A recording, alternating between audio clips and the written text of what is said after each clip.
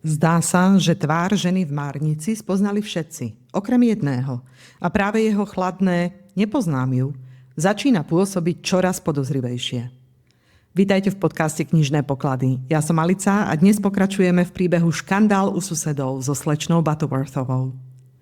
V predchádzajúcej časti Howard Van Burnham jasne vyhlásil, že mŕtvu ženu nepozná, hoci pripustil, že jeho manželka mala rovnakú jazvu. Detektív Grice však už vedel, že žena nezomrela pri nehode. Niekto jej vraj prebodol srdce dlhým klobúkovým špendlíkom. Slečna Butterworthová sa večer vrátila do susedného domu, kde k vražde došlo. Podarilo sa jej nájsť spomínaný špendlík a všimla si aj, že s hodinami na mieste činu niečo nesedí. Na prosbu detektíva Gricea napokon zostala v noci pri okne vo svojom vlastnom dome, aby o polnoci mohla sledovať, kto sa pokúsi vkradnúť do domu.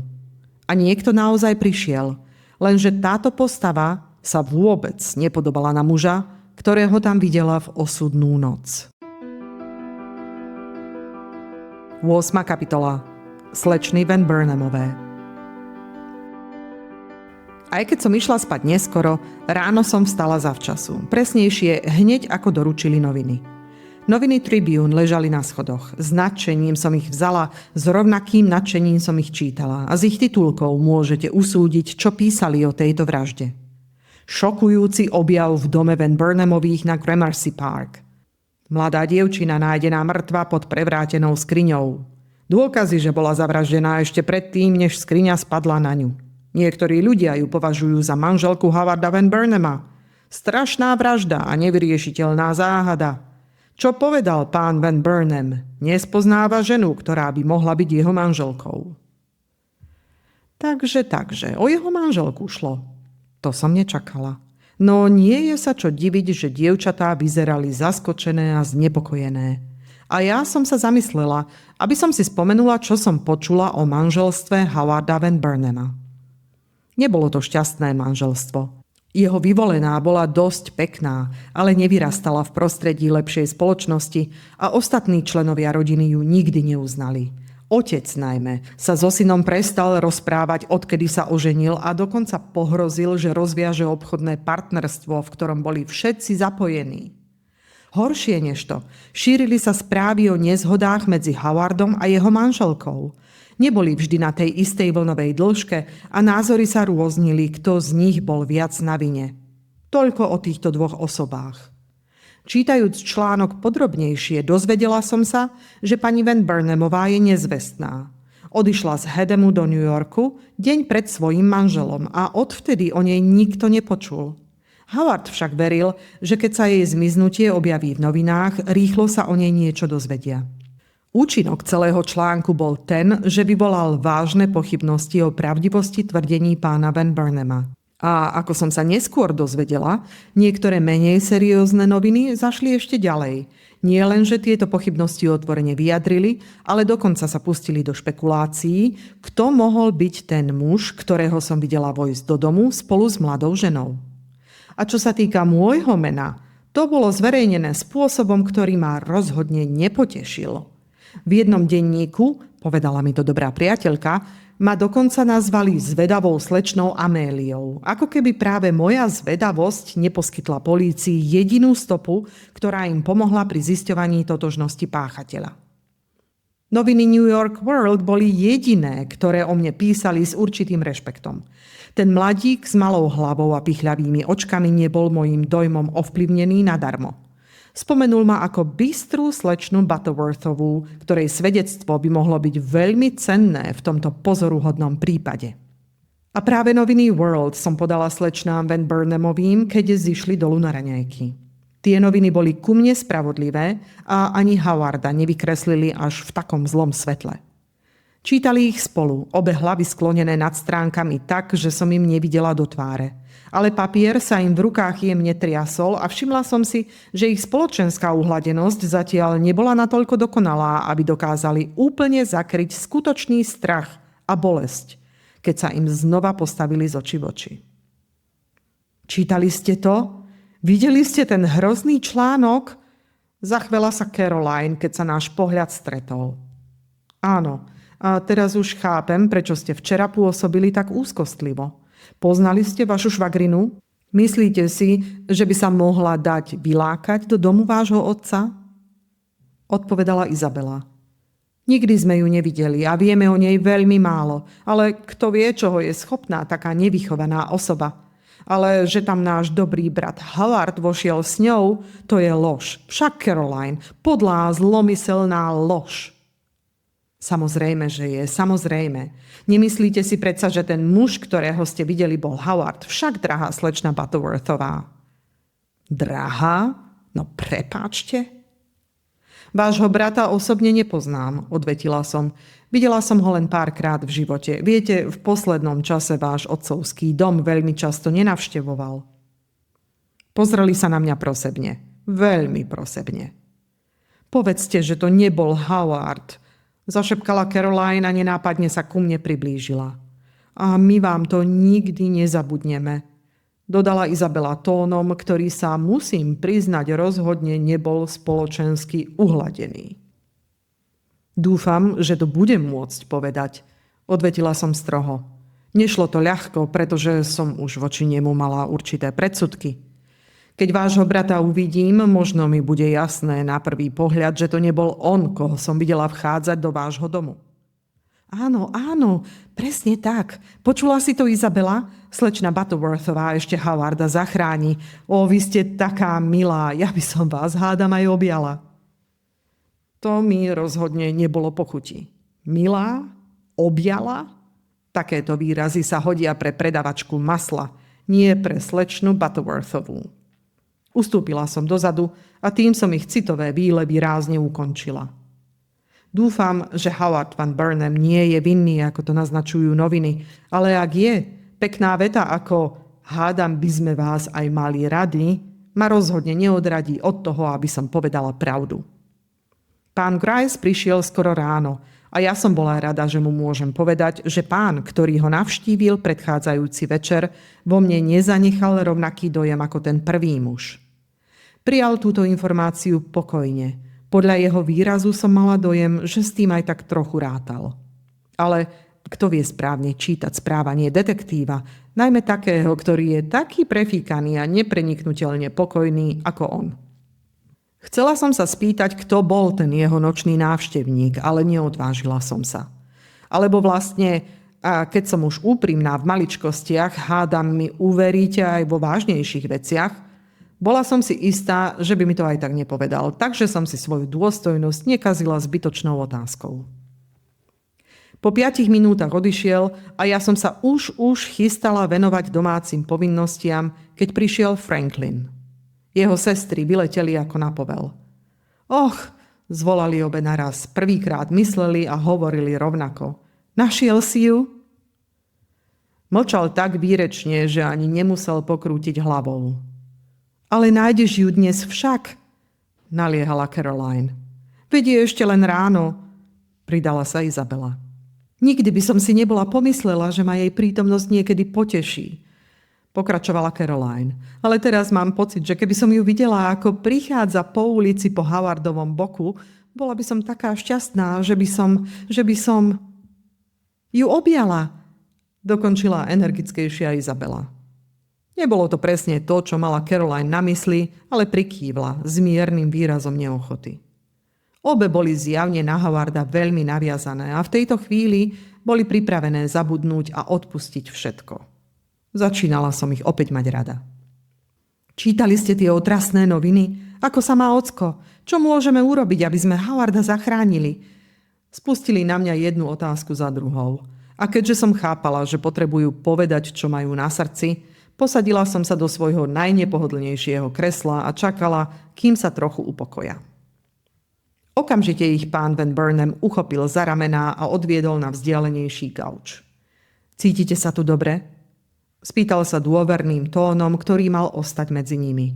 Lenže ja počujem všetko, aj to, čo nie je určené mojim ušiam. Je celkom milá, zašepkala Caroline, ale taká lakomá. Zober nás niekam, kde nám dajú niečo poriadne najesť. Všetky peniaze míňa na porcelán, také taniere a tak málo na nich. Pri týchto poznámkach, povedaných najdôraznejšie, ako sa len v šepote dá, som sa v tichu svojho rohu len tak pre seba usmievala. Tie ľahkomyselné stvorenia. Ale oni ešte uvidia. Oni uvidia. Obávam sa, prehovoril teraz pán Van Burnham, že dnes budem musieť svoje sestry zveriť z vašej starostlivosti späť otcovi. Potrebuje ich a myslím, že im už aj zabezpečil izby v hoteli Plaza. To ma mrzí, odpovedala som, ale verím, že ešte pred odchodom príjmu moje pozvanie k stolu. Odložte odchod, slečny, aspoň do poobedia. Veľmi ma tým potešíte. Možno sa už nikdy takto príjemne nestretneme. Začali sa ošívať, čo som čakala, a vrhali na brata takmer komické, prosebné pohľady, ale on sa tváril, že nič nevidí. Z nejakého dôvodu sa rozhodol mojej prosbe vyhovieť.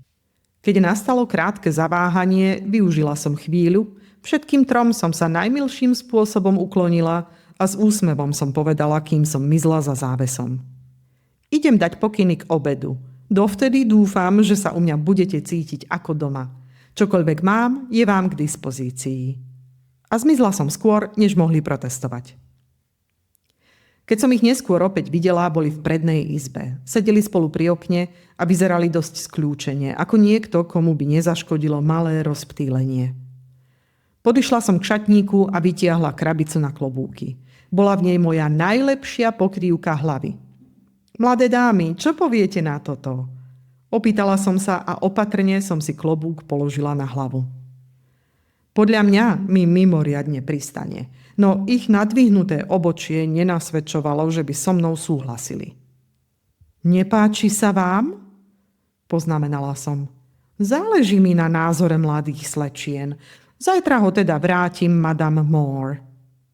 O Madame Moore si nemyslím nič dobré, podotkla Izabela. A po Paríži už vôbec nie. Uprednostňujete La Mole?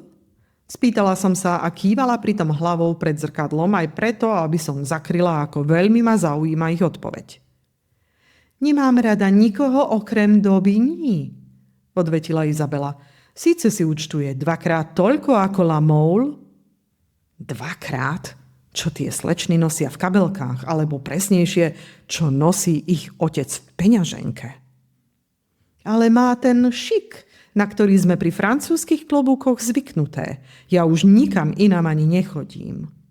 Odporúčili nám ju priamo v Paríži, dodala Caroline trochu unudene. Túto povrchnú tému evidentne nevnímala naplno. Ale naozaj ste nikdy nemali klobúk od La Mole?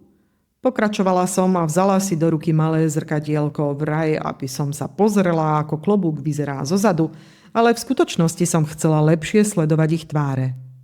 Nikdy, vyhrkla Izabela. Od tej by som si nič nekúpila. Ani vy? Obrátila som sa ledabolo na Caroline. Nie, v jej obchode som nikdy nebola.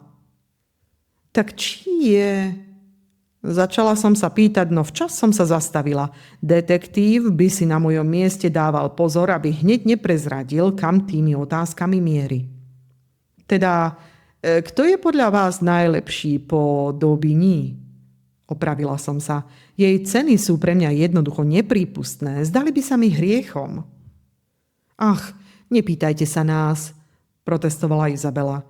Nikdy sme sa nezaoberali tým, kto je najlepší. My nosíme len moderné klobúky. A tak mi tým svojim výstupom dali jasne najavo, že som pre ne len staršia dáma, ktorá už nepatrí do ich sveta.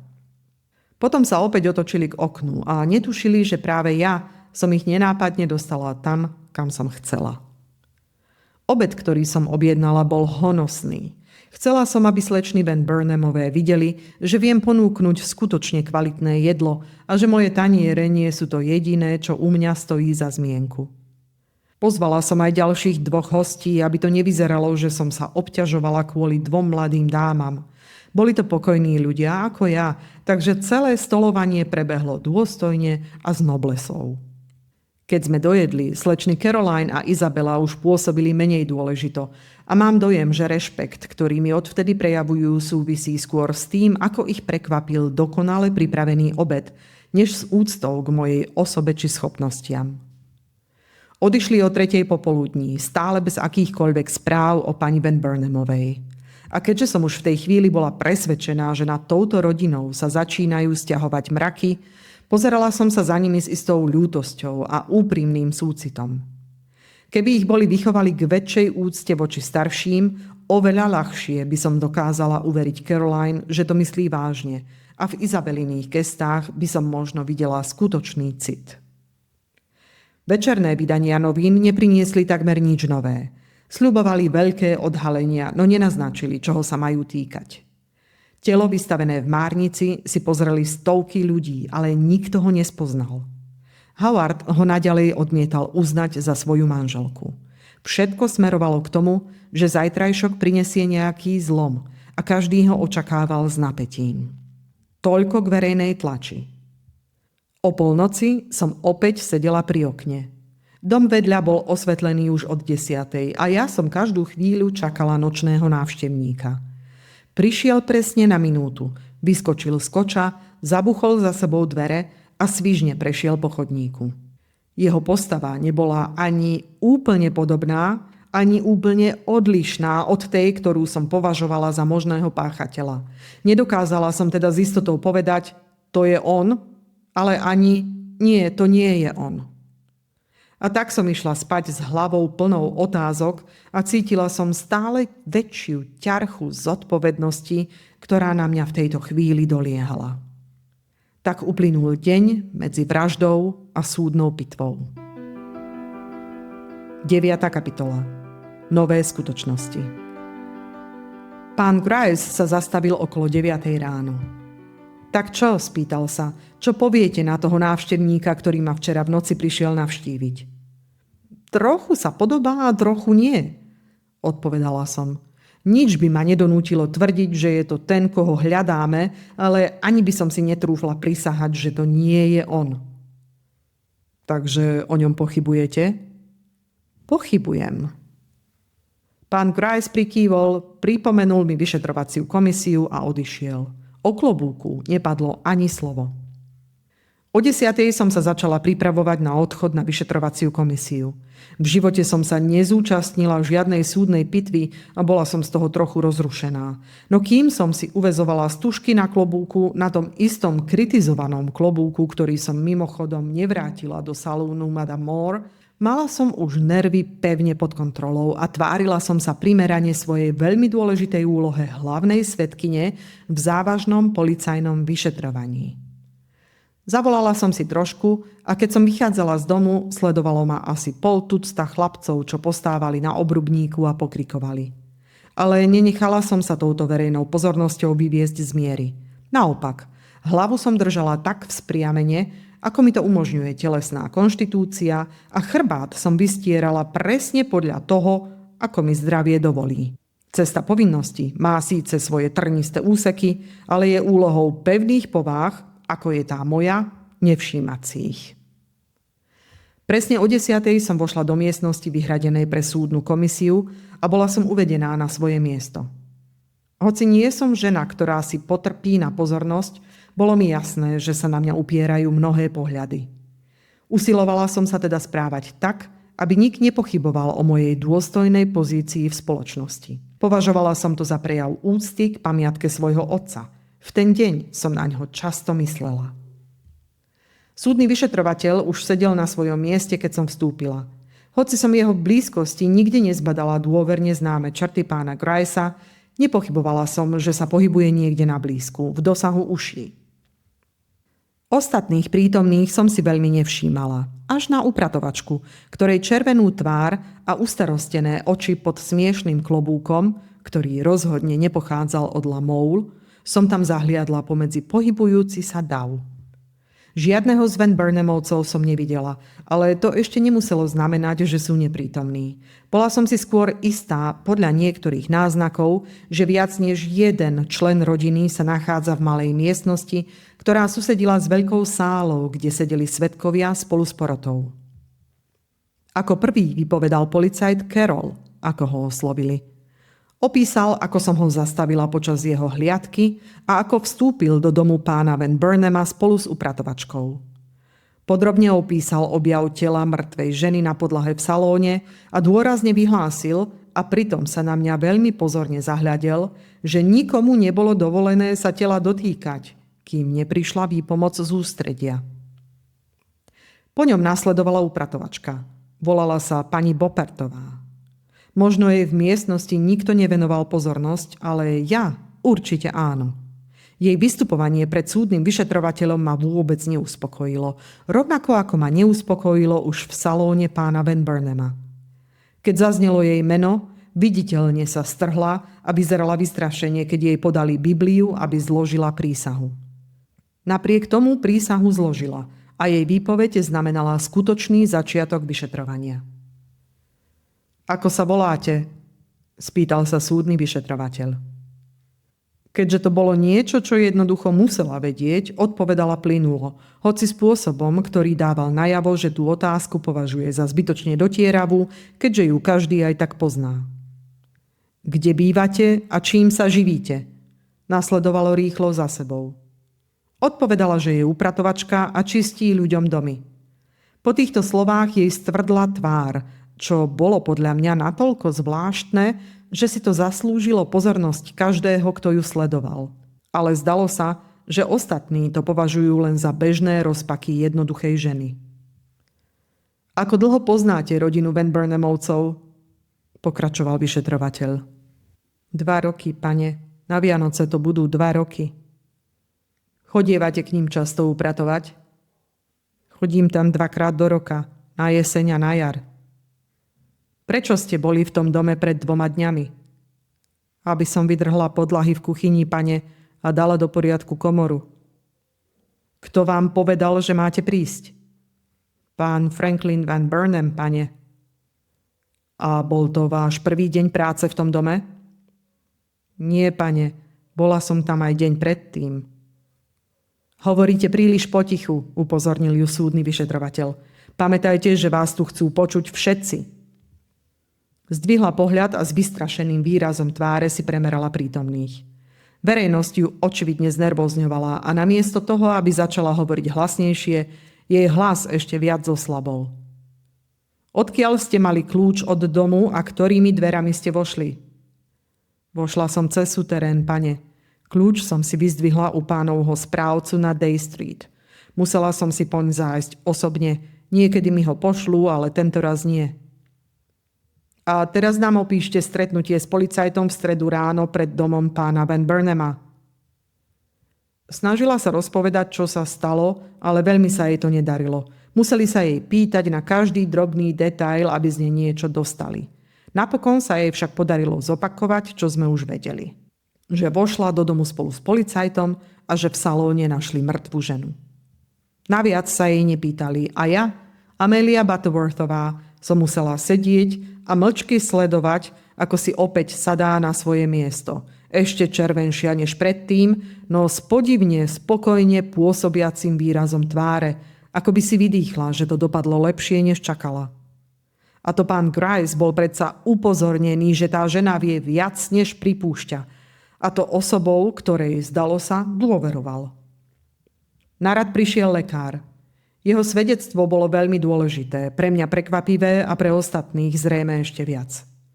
Po krátkych úvodných otázkach ho požiadali, aby určil, ako dlho bola žena mŕtva, keď ju vyšetroval. Viac než 12, ale menej než 18 hodín, odpovedal pokojne. Prebehla už posmrtná stuhnutosť? Nie, ale začala veľmi skoro po mojom príchode. Preskúmali ste rany spôsobené spadnutými policami a vázami? Áno. Môžete ich opísať? Lekár ich opísal. A teraz súdny vyšetrovateľ sa odmlčal a napätie v miestnosti vzrástlo.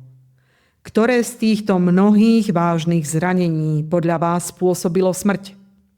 Svedok bol na takéto situácie zvyknutý a cítil sa v nich ako doma. S úctivým výrazom si premeral súdneho vyšetrovateľa, pomaly sa otočil k porote a odpovedal vážnym, dôrazným tónom. Myslím si, páni, že môžem s istotou vyhlásiť, že žiadne z tých poranení ju nezabilo. Nezomrela v dôsledku pádu vitríny. Nezabila ju padajúca skriňa? Ako to? Nebola dosť ťažká?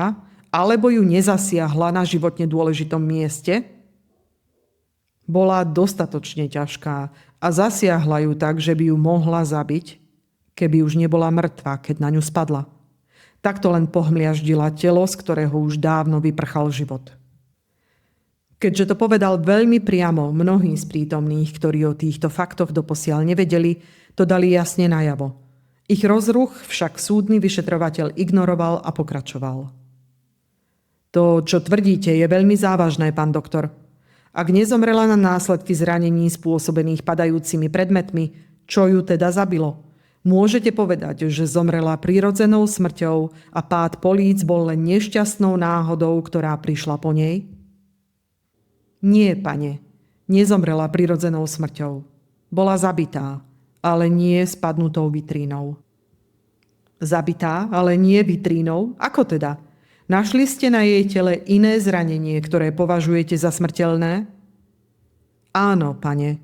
Keďže som mal podozrenie, že nezomrela tak, ako sa to na prvý pohľad zdalo, podrobne som telo vyšetril. A pod vlasmi, vzadu na krku, som našiel drobnú bodku. A keď som ju preskúmal, zistil som, že ide o koniec tenkého oceľového hrotu. Bol jej veľmi presne vbodnutý do najzraniteľnejšieho miesta na tele a smrť nastala okamžite. To už bolo priveľa aj na niektorých prítomných. V miestnosti nastalo krátke pobúrenie, ktoré sa však nedalo porovnať s tým, čo sa dialo v mojom vnútri. Tak teda krk, nie srdce.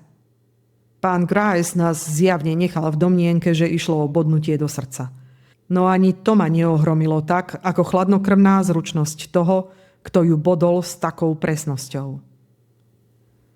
Keď sa situácia opäť upokojila, čo sa musím priznať netrvalo dlho, súdny vyšetrovateľ pokračoval, tentoraz s ešte vážnejším tónom. Spoznali ste ten oceľový hrot ako súčasť nejakého nástroja používaného v medicíne? Nie. Oceľ bola príliš nekvalitná na to, aby bola určená na rezanie. Išlo o ten najobyčajnejší druh a zlomila sa priamo v rane. Našiel som len jej koniec. Máte pri sebe ten koniec, teda ten hrot, ktorý ste našli zapichnutý v záhlaví mozgovej časti mŕtvej ženy? Mám, pane. Odpovedal a podal ho porote. Keď si predmet podávali medzi sebou, súdny vyšetrovateľ poznamenal. Neskôr vám ukážeme aj zvyšok tohto vražedného nástroja, čo nijako neprispelo k upokojeniu všeobecného rozruchu. A keďže si to vyšetrovateľ všimol, rozhodol sa využiť narastajúci záujem a pokračoval v otázkach. Pán doktor, spýtal sa, viete určiť, ako dlho po smrteľnom vpichu vznikli zranenia spôsobené padajúcimi policami a vázami? Nie presne, pane, ale určite s určitým časovým odstupom. S určitým časovým odstupom.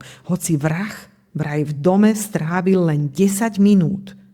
Všetci sa prekvapene pozreli jeden na druhého a ako by vyšetrovateľ vycítil túto všeobecnú zvedavosť, naklonil sa dopredu a dôrazne sa opýtal. Viac než 10 minút? Lekár, ktorý si naplno uvedomoval váhu svojej odpovede, nezaváhal. Zdalo sa, že si je svojím záverom celkom istý. Áno, viac než 10 minút. Toto bolo pre mňa to najväčšie prekvapenie z celej jeho výpovede. Spomenula som si na to, čo mi prezradili hodiny, ale ani brvou som nepohla. Pri každom ďalšom šoku som bola o čosi lepšia v sebaovládaní. To je veľmi prekvapivé tvrdenie, poznamenal súdny vyšetrovateľ. Môžete nám ho nejako vysvetliť? Veľmi jednoducho. A ide o známy jav, aspoň medzi odborníkmi. V miestnosti bolo priveľmi málo krvi na to, aby tieto zranenia vznikli pred smrťou alebo krátko po nej. Ak by bola žena v čase úrazu ešte živá alebo len niekoľko minút mŕtva, krv by z rán prúdila a podlaha by bola celá zaliata. No krvi bolo tak málo, že som si to okamžite všimol a ešte predtým, než som objavil bodnú ranu, mi bolo jasné, že nezomrela kvôli týmto poraneniam. Rozumiem. A bol to dôvod, prečo ste ešte pred prevozom tela privolali 2 ďalších lekárov? Áno, pane. Pri takomto vážnom prípade som si chcel dať svoj názor potvrdiť. A títo lekári sú doktor Campbell z ulice East 110 a doktor Jacobs z Lexington Avenue. Sú títo páni prítomní? Obrátil sa súdny vyšetrovateľ na policajta, ktorý stál na blízku. Áno, sú tu, pane. Výborne. Teraz sa ešte opýtame tohto svedka na pár ďalších vecí. Povedali ste, že aj keby bola žena mŕtva len niekoľko minút, podlaha by bola od krvi oveľa viac znečistená. Prečo to tvrdíte? Pretože za taký čas, povedzme 10 minút, čo je teda to číslo, s ktorým pracujeme, telo ešte nestihne vychladnúť a cievy ešte nie sú stuhnuté natoľko, aby zabránili voľnému vytekaniu krvi. Telo je teda aj 10 minút po smrti stále teplé? Áno. Takže vaše závery vychádzajú z dobre známych fyziologických faktov? Presne tak, pane. Nasledovala krátka prestávka. Potom súdny vyšetrovateľ opäť prehovoril. Tieto zistenia celý prípad komplikujú, ale nesmieme sa nimi nechať odradiť. Povedzte, našli ste na tele nejaké znaky, ktoré by mohli pomôcť pri jeho identifikácii? 1. Drobnú jazvu na ľavom členku. Akú jazvu? Opíšte ju. Vyzerala ako stopa po popálení. Bola úzka a dlhá a tiahla sa od členkovej kosti smerom nahor. Na pravej nohe? Nie, na ľavej. Upozornili ste niekoho na tú jazvu počas alebo po obhliadke? Áno, ukázal som ju pánovi Griceovi, detektívovi a aj mojim 2 kolegom. Spomenul som ju aj pánovi Howardovi Van Burnhamovi, synovi majiteľa domu, v ktorom sa telo našlo. Prvýkrát počas výsluchu padlo meno toho mladého muža a hneď to spôsobilo rozruch. Ľudia si začali šepkať, pozerali po sebe, niektorí sa len významne usmiali. Mne pritom stislo žalúdok, ale na dojímavé chvíľky nebol čas. Výsluch začínal byť čoraz napínavejší. A prečo ste na to upozornili práve tohto mladého muža? Pretože ma o to požiadal pán Grice. Rodina a aj on sám vyjadrili obavu, že by zosnulá mohla byť jeho nezvestná manželka. Táto jazva sa zdala byť vhodným spôsobom, ako to overiť. A podarilo sa? Potvrdil, že ide o jazvu, ktorú poznal? Povedal, že jeho manželka mala takú jazvu, ale nebol ochotný uznať, že mŕtva je skutočne ona. Videl tú jazvu? Nie, odmietol sa na ňu pozrieť. Ponúkli ste mu možnosť pozrieť si tú jazvu? Áno, ale neprejavil ani najmenší záujem. Súdny vyšetrovateľ zrejme usúdil, že najlepšie bude nechať túto prekvapivú informáciu doznieť v tichu. Ale žiadne ticho sa nekonalo. Prestávku okamžite vyplnil šepot desiatok úst. V tej chvíli ma premkol zvláštny súcit s rodinou, ktorej meno sa doteraz vyslovovalo s úctou a teraz sa ocitlo v tieni podozrenia. Doktor, pokračoval súdny vyšetrovateľ, keď sa miestnosť opäť upokojila. Všimli ste si farbu vlasov tej ženy? Bola svetlo hnedá. Odstrihli ste prameň? Máte tu vzorku, ktorú by sme si mohli pozrieť? Mám, pane. Na návrh pána Gricea som odstrihol 2 malé pramienky. Jeden som mu odovzdal a druhý som priniesol so sebou. Ukážte mi ho. Lekár mu prameň podal a vyšetrovateľ ho pred zrakmi prítomných zviazal šnúrkou a pripevnil naň štítok. Pre istotu, aby nedošlo k zámene. Poznamenal dôkladne a prameň položil na stôl pred seba. Potom sa znova obrátil k svedkovi. Doktor, ďakujem vám za vaše cenné svedectvo. Viem, že máte veľa práce, takže vás môžeme prepustiť. Nech predstúpi doktor Jacobs. Keďže tento pán, rovnako ako ďalší svedok po ňom, len potvrdil výpoveď predchádzajúceho lekára a spoločne sa zhodli, že police dopadli na telo až nejaký čas po smrteľnom zranení, nebudem ich výpovede podrobne opakovať. Mňa už v tej chvíli zaujímalo len to, či sa pokúsia určiť čas pádu políc podľa času, ktorý ukazovali hodiny. Ako ste počuli, výpovede lekárov vniesli do prípadu nečakané svetlo. Smrteľné zranenie obete bolo spôsobené veľmi presným a zároveň zákerným spôsobom. No napriek všetkým špendlíkom a hodinám zostáva množstvo otázok nezodpovedaných. A práve tie sa na budúce pokúsi rozpliesť slečna Butterworthová vo svojej vlastnej výpovedi pred súdnym vyšetrovateľom. Pridajú sa aj ďalší svedkovia, hotelový personál, obchodníci, prenajímatelia. Ich výpovede prinesú nové kúsky skladačky a možno aj prvý jasný dôkaz, kto bola mŕtva žena. Bola to naozaj Louise Van Burnamová? Ak ešte nemáte zapnutý odber, nezabudnite tak spraviť, aby vám neušla ďalšia epizóda. Počujeme sa presne o týždeň. A dovtedy sa majte pokojne, zvedavo a s dôverou v rozum slečny Butterworthovej. Alebo jednoducho tak, ako máte svoje knihy najradšej.